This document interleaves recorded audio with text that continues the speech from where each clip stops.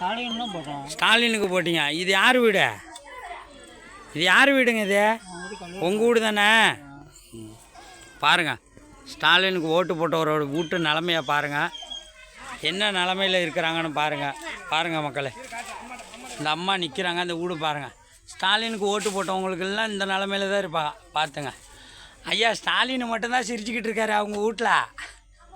அவங்கெல்லாம் கண்ணீர் வடிச்சுக்கிட்டு தான் உட்காந்துருக்காங்க. பாருங்கள், ஸ்டாலின் மட்டும்தான் சிரிக்கிறாரு. பாருங்க, அவருக்கு ஓட்டு போட்டவர் என்ன நிலமையில் இருக்கார் பார்த்துங்க மக்களே.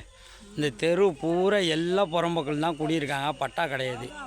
பார்த்துங்க, எல்லாரையும் பாருங்கள், எல்லா வீட்டையும் பாருங்கள்.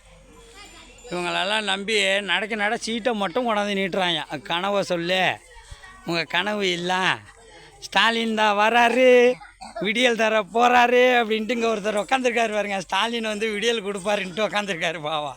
பாருங்கள், அவங்க வீட்டை பாருங்கள் மக்களுக்கு, பாருங்கள், நீங்களே பாருங்கள் என்ன நிலமையில் இருக்காங்கன்னு மட்டும் பார்த்துங்க.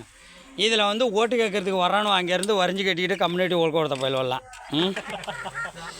இவனெல்லாம் என்னன்னு சொல்கிறது?